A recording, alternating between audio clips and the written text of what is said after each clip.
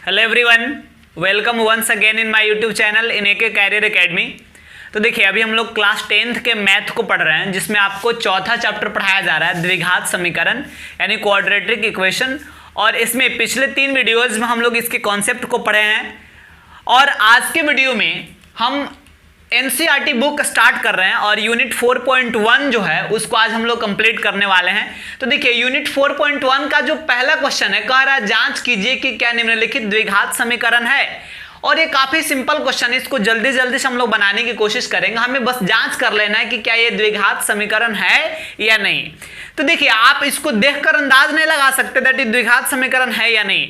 तो हम आपको बताए हैं द्विघात समीकरण का मूल रूप होता है ax² plus bx plus c is equal to 0। तो अगर इस फॉर्म में आ गया तो फिर द्विघात समीकरण है, नहीं तो नहीं है। यानी मैक्सिमम पावर 2 होना चाहिए, तब इसको हम द्विघात समीकरण मानेंगे। अब देखिए, इसका 1 नंबर क्वेश्चन कह रहा है आपका x प्लस 1 का whole square is equal to 2 into x minus 3। देखिए, a प्लस बी के होल स्क्वायर पे इसको तोड़ दीजिए, a square plus B square plus 2ab, यही फॉर्मूला होता है ना। और 2 से दोनों में इंटू कीजिएगा तो 2x माइनस 2 3 जा 6। अब देखिए, x स्क्वायर प्लस 1 और ये 2x गुणा कर दिएगा तो होगा, और ये 2x प्लस में इधर आएगा तो माइनस में, और 6 माइनस में इधर आएगा तो प्लस में, उधर कुछ नहीं बचा तो 0। Plus 2x minus 2x cut जाएगा तो क्या बचा आपका x स्क्वायर 6 और 1 7 इजकल टू 0। तो आप देख रहे हैं मैक्सिमम पावर 2 है, इसलिए हम कह देंगे कि इसलिए यह द्विघात समीकरण है। क्या जी, ये द्विघात समीकरण है। फिर सेकंड क्वेश्चन इसका कह रहा है x square minus 2x is equal to minus 2 into 3 minus x. X square यहाँ पहले ही दिख रहा है माइनस 2x। अब इस ये देखिए, माइनस 2 से 3 में इंटू कीजिएगा तो माइनस 6, माइनस 2 से माइनस x में तो प्लस 2x। 2x को आप इधर लाइए, एक्स स्क्वायर माइनस 2x, ये 2x भी इधर आएगा तो माइनस 2x हो जाएगा, 6 इधर आएगा तो प्लस 6 इजकल टू 0। तो फिर हो गया एक्स स्क्वायर माइनस 4x और प्लस 6 इजकल टू 0। तो यहाँ पे दिख रहा है मैक्सिमम पावर 2 है, इसलिए यह द्विघात समीकरण है। यह भी क्या है, द्विघात समीकरण है। क्लियर हुआ इतना। अब इसके बाद तीसरा क्वेश्चन देखिए आपका क्या कहा जा रहा है, और इसको भी हम चेक कर लेते हैं दैट ये द्विघात समीकरण में है कि नहीं। तो देखिएगा, तीसरा क्वेश्चन में दिया गया है x माइनस 2, यहां उतार देते हैं x minus 2 into x plus 1 is equal to x minus 1 into x plus 3। इसको चेक करना है। तो देखिए, x से पहले दोनों में गुना कीजिए तो x square plus x, minus 2 से दोनों में कीजिए माइनस 2x माइनस 2। अब x से दोनों में कीजिए x square plus 3x, minus 1 से दोनों में कीजिए माइनस x माइनस 3।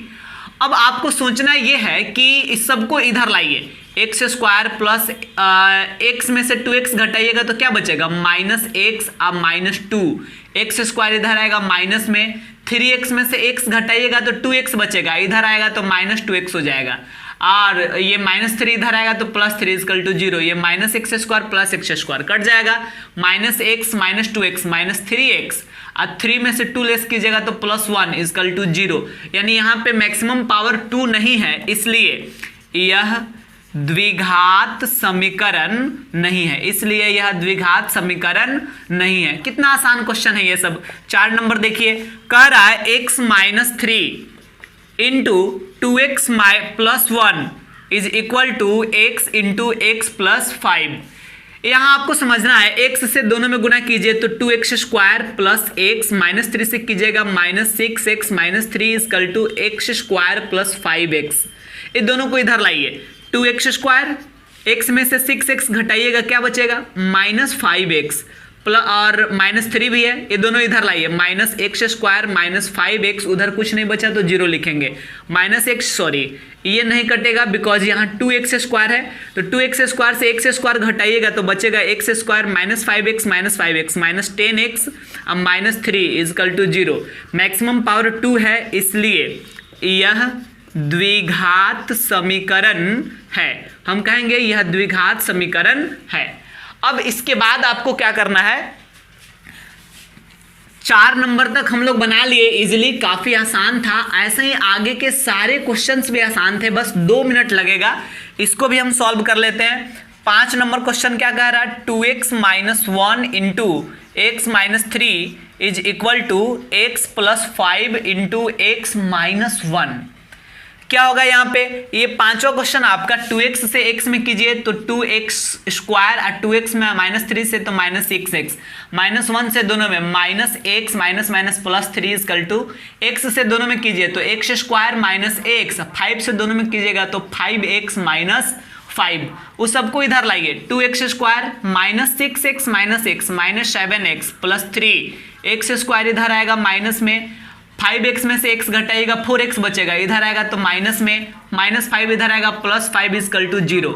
अब यहाँ पे 2x स्क्वायर में से x स्क्वायर घटाइएगा तो केवल x स्क्वायर बचेगा, -7x -4x -11x हो गया, 3 और 5 8 हो गया इक्वल टू 0। मैक्सिमम पावर 2 है, इसलिए यह द्विघात समीकरण है। ठीक है जी, द्विघात समीकरण है। अब आ जाइए 6 नंबर क्वेश्चन पे, क्या कह रहा, x square + 3x + 1 is equal to x - 2 का होल स्क्वायर।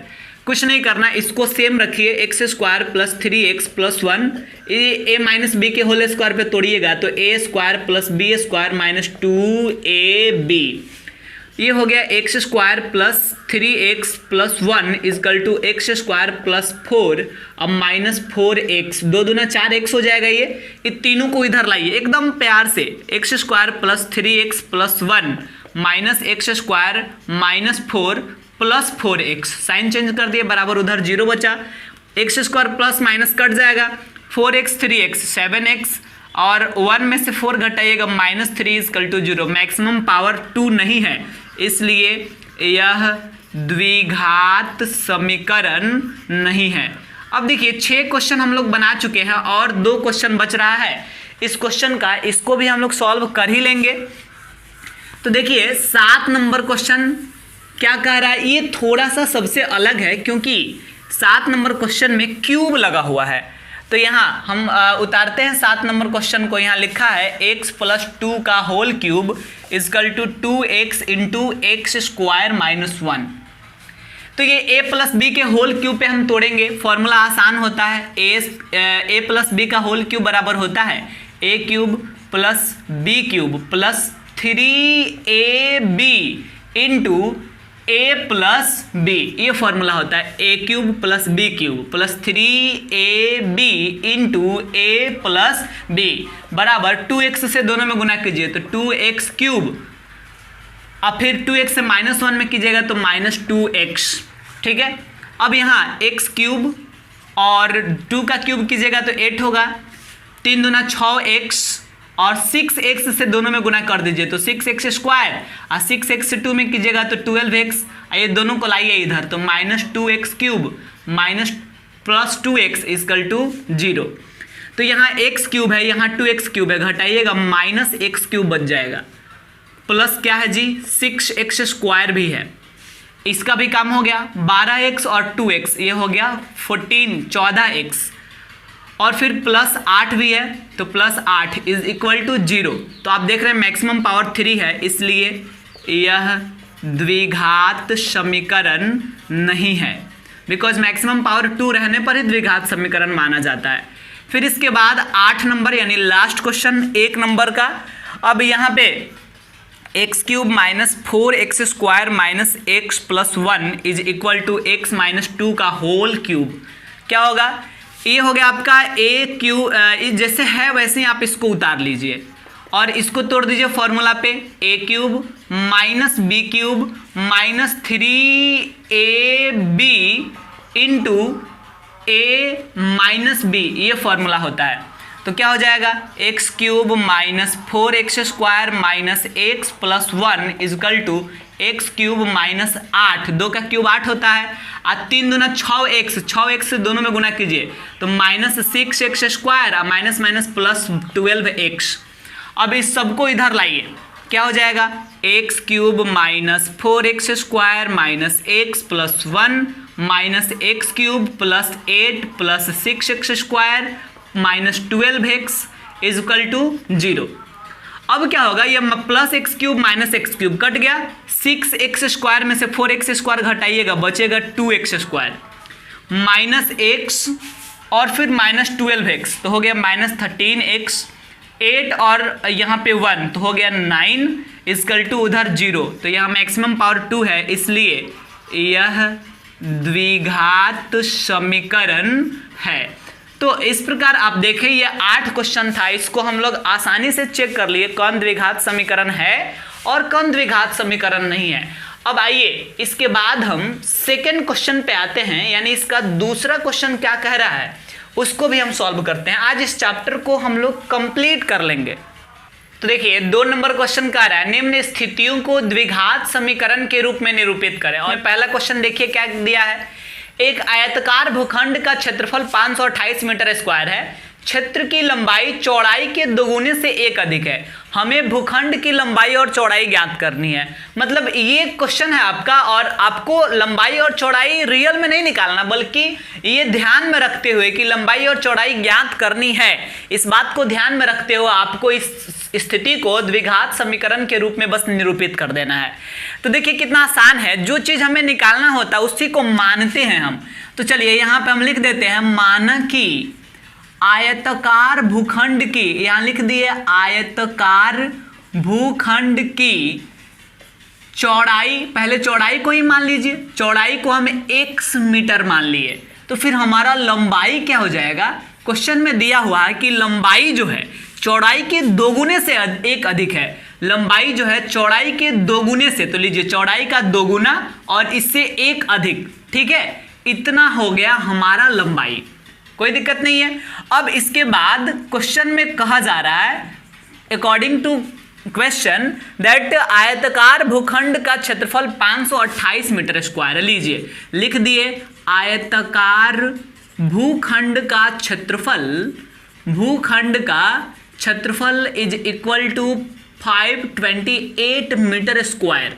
तो क्षेत्रफल का फॉर्मूला होता है लंबाई गुने चौड़ाई, और ये ऑलरेडी गिवन दिया है 528 मीटर स्क्वायर। तो लंबाई कितना माने हैं हम 2x + 1, चौड़ाई कितना माने हैं x is equal to 528, x से दोनों में गुना कीजिए 2x² प्लस x, और 528 को इधर लाइए माइनस 528, उधर कुछ नहीं बचा 0, बस हमें द्विघात समीकरण बना लेना था और यही हमारा द्विघात समीकरण हो गया। तो यही आंसर होगा। अगर आप इसको सॉल्व करते हैं तो यहाँ से x का वैल्यू निकलेगा और वहीं x का वैल्यू चौड़ाई हो जाएगा, और फिर यहाँ भरिएगा तो लंबाई का भी मान निकल जाएगा आसानी से। तो आप अगर निकालना चाहे तो निकाल सकते हैं, बट क्वेश्चन में केवल कह रहा है द्विघात समीकरण के रूप में निरूपित करने के लिए, तो उतना कर लिया गया, इसका आंसर बस इतना ही होगा। अब इसके बाद आइए 2 नंबर क्वेश्चन को देखते हैं। अब देखिए 2 नंबर क्वेश्चन का आ रहा है 2 क्रमागत धनात्मक पूर्णांकों का गुणनफल 306 है, तो हमें पूर्णांकों को ज्ञात करनी है। एकदम सिंपल तरीके से इसको बनाएंगे, यहाँ पूर्णांकों को निकालना है, तो लिख देते हैं माना कि पहला, और ये धनात्मक पूर्णांक है तो लिखेंगे माना कि पहला धनात्मक पूर्णांक इज इक्वल टू x, और फिर दूसरा धनात्मक पूर्णांक इज इक्वल टू x + 1, क्योंकि पॉजिटिव इंटीजर जो है, जैसे मान लीजिए कि एक 17 है तो उसके बाद क्या होगा 18 होगा, तो 17 के बाद चूंकि 18 आ रहा है धनात्मक पूर्णांक, मतलब क्रमागत का मतलब होता है लगातार कह रहा है, तो 17 के बाद 18 ही आएगा ना, तो 1 बढ़ा, तो अगर x माने हैं तो दूसरे में 1 बढ़ाना पड़ेगा, तो x + 1 हो जाएगा। अब फिर अकॉर्डिंग टू क्वेश्चन आप देख लीजिए, क्वेश्चन में कहा जा रहा है कि इस दोनों का गुणनफल है 306, यानी एक धनात्मक पूर्णांक x गुणे एक धनात्मक पूर्णांक x + 1, दोनों का गुणनफल क्वेश्चन में दिया 306। x से दोनों में गुणा कीजिएगा तो x² प्लस x, 306 इधर आएगा तो माइनस 306 बराबर उधर कुछ नहीं बचा तो 0, बस हमें द्विघात समीकरण बना के छोड़ देना है, तो हो गया आंसर, द्विघात समीकरण हमारा बन गया। अब आइए तीसरा क्वेश्चन देखते हैं। देखिए तीसरा क्वेश्चन यानी 2 का जो 3 नंबर क्वेश्चन है, यहाँ पे क्या कहा जा रहा है, रोहन की माँ उससे 26 वर्ष बड़ी है, उनकी आयु का गुणनफल अब से 3 वर्ष पश्चात 360 वर्ष हो जाएगी, हमें रोहन की वर्तमान आयु ज्ञात करना है। तो यहाँ पे हम लिखते हैं माना कि रोहन की आयु निकालना है तो मानना पड़ेगा, माना कि रोहन की वर्तमान आयु इज इक्वल टू कितना, x वर्ष, ठीक है। और फिर हम यहां लिख देते हैं माँ की वर्तमान आयु बराबर, माँ की वर्तमान आयु बराबर, देखिएगा क्या होगा। क्वेश्चन में कह रहा है कि रोहन की माँ उससे 26 वर्ष बड़ी है, तो रोहन का x वर्ष है, तो रोहन की माँ का 26 वर्ष बड़ी है, तो 26 बढ़ाना पड़ेगा ना। तो लीजिए x में 26 बढ़ा दिए, ये हो गया रोहन की माँ की आयु। अब फिर हम आएंगे अकॉर्डिंग टू क्वेश्चन, यानी प्रश्न के अनुसार कहा जा रहा है कि अब से 3 वर्ष के बाद उनके उम्र का गुणनफल 360 वर्ष हो जाएगा। तो अभी रोहन है x वर्ष का, 3 वर्ष बाद इसमें 3 वर्ष बढ़ेगा ना, लीजिए 3 वर्ष बढ़ा दिए क्योंकि 3 वर्ष बाद की बात कर रहा है। माँ की उम्र अभी है x + 26, लेकिन 3 वर्ष के बाद जो है इसमें भी 3 वर्ष बढ़ जाएगा, और तब दोनों को गुणा करने पर गुणनफल हो रहा है 360 वर्ष। देखिए कितना सिंपल है, ये x + 3 इंटू x + 26 में 3 जोड़िएगा तो x + 29 होगा बराबर 360। x से पहले दोनों में गुणा कीजिए, x² + 29x, 3 से दोनों में गुणा कीजिए, 3x + 29 = 87 बराबर, और 360 को इधर लाइए, -360 = 0। तो ये हो गया x², 29x में 3x जोड़िएगा तो होगा 32x, और यहाँ इसमें से इसको घटाइए तो ये बड़ा 360 है, माइनस है तो माइनस ही आएगा, 10 में से 7 गया 3, और बचेगा क्या, तो आपका यहाँ बच गया 15, 15 में से 8 गया 7, और यहाँ 2 बचेगा यानी 273 = 0। तो ये जो है हमारा सही आंसर है, बिकॉज हमें द्विघात समीकरण बनाना है, तो ये द्विघात समीकरण बन गया। एक और लास्ट क्वेश्चन बच रहा है इस चैप्टर का, आइए उसको भी देख लेते हैं। अब देखिए दूसरा का 4 नंबर क्वेश्चन कह रहा है, एक रेलगाड़ी 480 किलोमीटर की दूरी समान चाल से तय करती है। यदि इसकी चाल 8 किलोमीटर पर आवर कम होती तो उसी दूरी को तय करने में 3 घंटे अधिक लेती समय। हमें रेलगाड़ी की चाल ज्ञात करनी है, तो जो निकालना है उसको आप मान लीजिए। चलिए यहाँ पे हम मान लेते हैं, माना कि रेलगाड़ी की चाल बराबर, रेलगाड़ी की चाल बराबर x किलोमीटर पर आवर। अब आप देखिए क्वेश्चन के अकॉर्डिंग हम आगे बढ़ते हैं, और क्वेश्चन में दिया जा रहा है कि 480 किलोमीटर की दूरी तय करनी है भाई। तो 480 किलोमीटर ये हो गया दूरी, इसका चाल हो गया x किलोमीटर पर आवर, ये हो गया चाल, ठीक है। अब आपको समझना है कि अगर उसका चाल 8 किलोमीटर पर आवर कम होता, तो आप बताइए अभी x किलोमीटर पर आवर की चाल से चलती है रेगुलर, लेकिन अगर उसका चाल 8 किलोमीटर पर आवर कम हो जाता, दूरी तो उतना ही तय करना है ना, मतलब डिस्टेंस 480 किलोमीटर ही तय करना है, लेकिन अगर उसका चाल 8 किलोमीटर पर आवर घट जाए यानी कम हो जाए, है x किलोमीटर पर आवर, इसमें 8 किलोमीटर पर आवर कम हो जाए, तब क्या होता है कि 3 घंटा अधिक समय ये ले रहा है। तो जाहिर सी बात है जब आप चाल को घटाइएगा, स्पीड कम कीजिएगा, तो टाइम तो अधिक लगेगा ही। तो कितना अधिक लग रहा है, 3 घंटा, यानी ये जो टाइम है ये 3 घंटा अधिक है, ये जो टाइम है ये 3 घंटा कम है, ये अधिक टाइम है, कितना अधिक है, ये 3 घंटा अधिक है, और ये कम है, कितना कम है, 3 घंटा कम है। और तो हम अधिक में से कम को कभी भी घटाते हैं, तो देखिए ये 480 यहाँ पे जो आपको दिख रहा है 480 माइनस 480 बट्टा x माइनस 8 और फिर माइनस 480 बट्टा x। ये फिर से समझिएगा एक बार, रेलगाड़ी को 480 किलोमीटर दूरी तय करना है, चाल अगर 8 किलोमीटर पर आवर कम रहता तो कम कर दिए, तो ये हो गया दूरी, और नीचे वाला हो गया चाल, तो दूरी बट्टा चाल, तो दूरी चाल से जब भाग देते हैं तो समय ना निकलता है, समय का फॉर्मूला होता है दूरी बट्टा चाल, तो ये समय है। और फिर ये समय जो पहले लग रहा था जब चाल x किलोमीटर पर आवर था, तो ये वाला जो टाइम है ना ये 3 घंटा अधिक लग जा रहा है, तो ये मतलब इस टाइम की अपेक्षा ये वाला टाइम 3 घंटा अधिक है। तो जब इसमें से इसको घटाएंगे तो चूंकि ये 3 घंटा अधिक है तो घटाएंगे तो बराबर क्या आएगा, 3 घंटा आएगा। अब यहाँ पे बराबर हम 3 आवर्स लिख सकते हैं। अब क्या होगा, इसका एलसीएम हो गया x minus 8 into x, x minus 8 से x माइनस 8 कट जाएगा, x से 480 में गुना कीजिए, 480x माइनस ये दोनों कट जाएगा, 480 से इसमें गुना कीजिए, 480 into x minus 8 is equal to 3।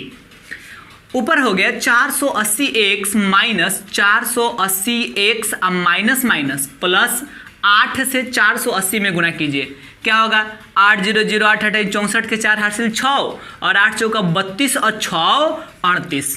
ठीक है जी। अब इसके बाद होगा क्या बट्टा नीचे क्या है x से दोनों में गुना कीजिए तो x स्क्वायर माइनस 8x बराबर 3, फिर प्लस 480x और माइनस 480x ये दोनों कट जाएगा।